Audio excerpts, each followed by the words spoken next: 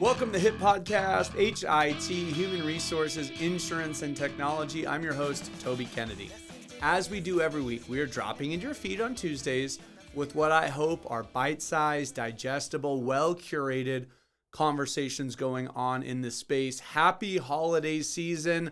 Couple days away from Christmas here. We're in the thick of it. And my gift to you, I want to go back to a really special episode on the HRIS world, right? The platforms, the systems. I was fortunate enough to give a talk. It was a 60-minute talk on the main stage of the big CAHR conference. And I distilled that talk down into a great bite-sized episode that I wanted to revisit for you, the audience. So without any further ado, this week's episode is brought to you by Montage Insurance Solutions. And this is my gift. Let's go back in time and let's unwrap, take the bow off of my HRIS episode. Enjoy.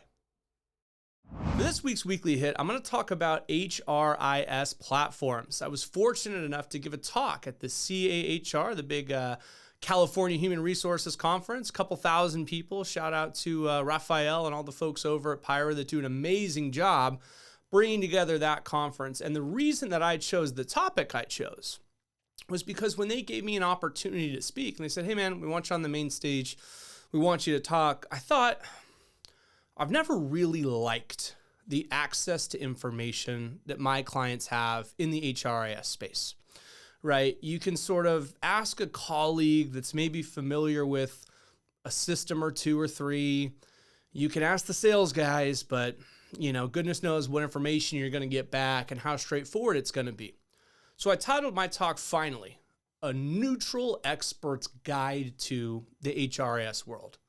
And I had thousands of hours of interviews with people on the tech side, the sales side, all across the spectrum in the space to kind of put together a consolidated chat for any human resources individuals that are looking at their HRIS systems.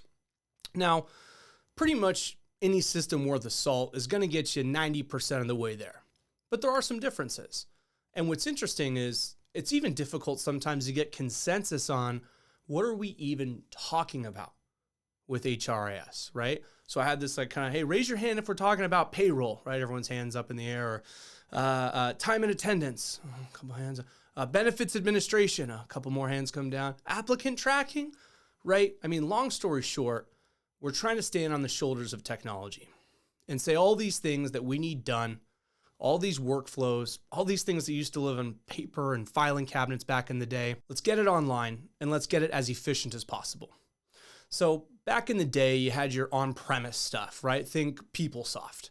And nowadays you've got, cloud-based systems like Oracle, Workday, or SaaS stuff, right? Paylocity, Paycom. There's sort of different ways that this stuff is done.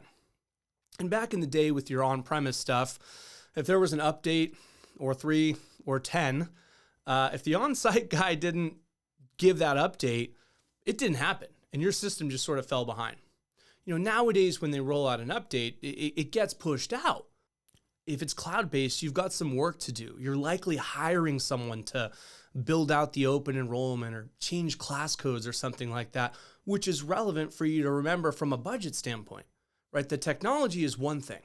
Okay, so you buy Workday, great. Here you go. Here's the system. But someone needs to architect it. Someone needs to build it along the way. And the trend in that space has become BPaaS, right? Business partners as a solution. And that's just basically you leaning on a vendor to do what they do so that you don't have to do what you don't do, right? Building an HRIS system. And obviously, quick plug for us here at Montage, we have that team. We have that department, right? But wherever you turn for a trusted advisor or a consultant, it's important for you to know that as you're selecting a system, the technology might be one part of the budget and the ongoing cost might be another part of the budget. And that's just something to drill down on when and if you're looking to change. But before you even look to change systems, the best piece of advice I was able to get, and really kind of preach is, let's double check we really need to change. Is it truly broken? Or is there something within our processes that we might be able to change, right? Is the reason that our current system isn't working for us something that maybe we can change? Because every time you change systems, it's a big deal. It's a lot of work. It's expensive. And frankly, you probably lose some data along the way. So every iteration of changing systems typically means we've lost some data. So maybe step one, triage one, is let's just set up a regular cadence with the vendor. Let's see if maybe meeting with the existing vendor might be something that helps solve some of our problems. But the other thing to be aware of is integrations and breaking things apart, right? Now, some systems want to be all in one. The Paycoms of the world, for example, they don't really play nice in the sandbox with other folks.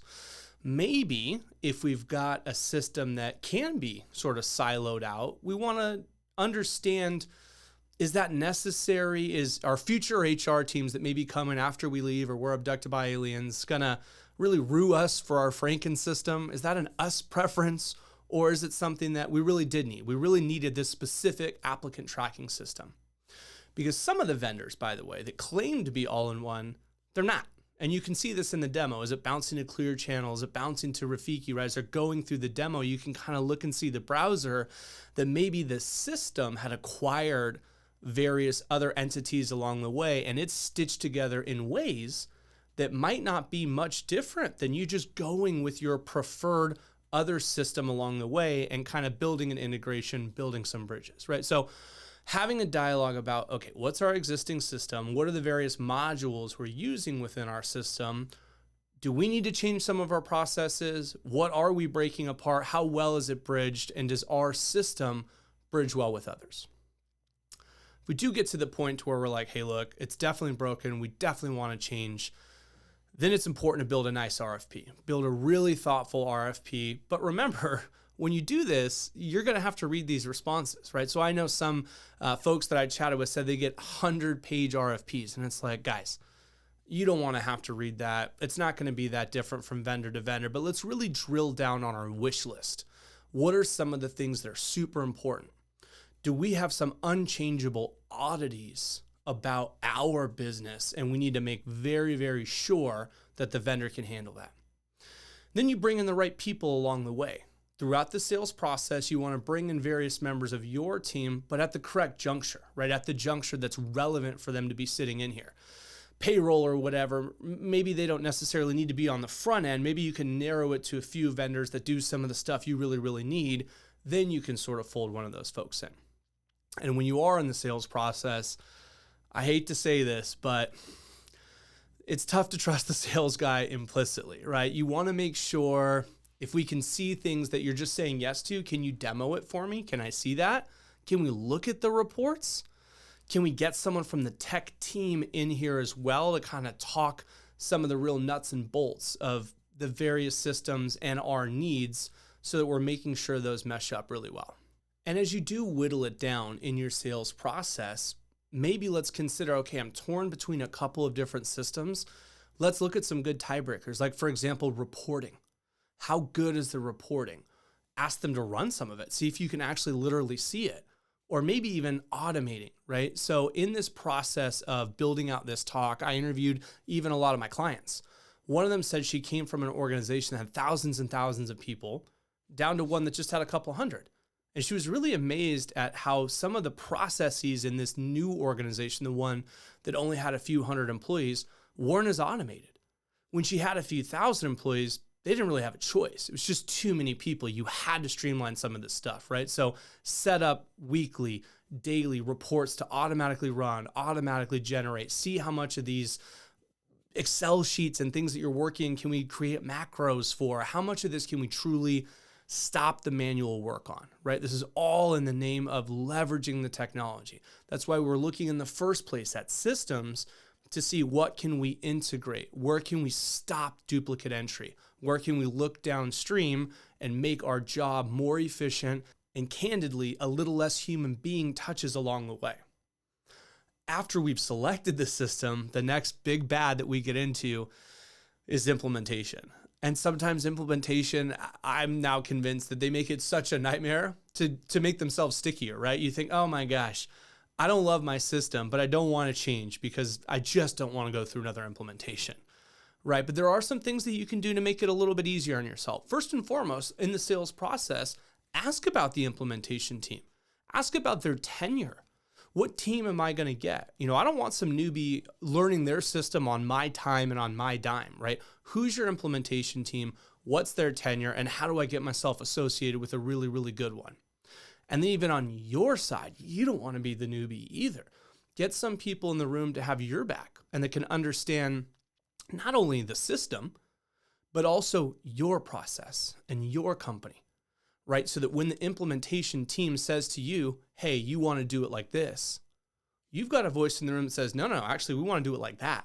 And for such and such reason, right? Here's why. So you can have some thoughtful conversations surrounding maybe the system gets to a fork in the road and the choice would have just been made willy-nilly, but actually one of them's a lot better for you guys. So getting that voice in your room, if at all possible, again, Plug for Montage, we're in the room with you guys, but get your trusted advisor, get a colleague, get a consultant even that you can sort of coach up on what you want in your business and the system, and it might make implementation a lot easier. One other thing to be aware of with implementation is timelines. So I had another client that was going through an implementation and they just didn't have the time to get to this one specific module. They bought it all, they paid for it all, etc. They didn't have that time. And by the time they got around to it, the vendor basically told them, look, implementation was this window back then. This didn't get included. You have to buy a whole new implementation package. And by the way, we actually outsource all that to some company in Canada. And you're like, what? I wish I would have known that on the front end. So these are some of those pitfalls and things that trip folks up just to be aware of. The last thing in the HRIS space that I kind of like is some of the fun stuff, right? So maybe we can leverage provisions. Is there a drop-down tab to figure out on the onboarding side with our employees who needs key card access, who needs various pieces of equipment and some of the stuff that you might be able to add to the system from an onboarding standpoint and streamline some of those pieces?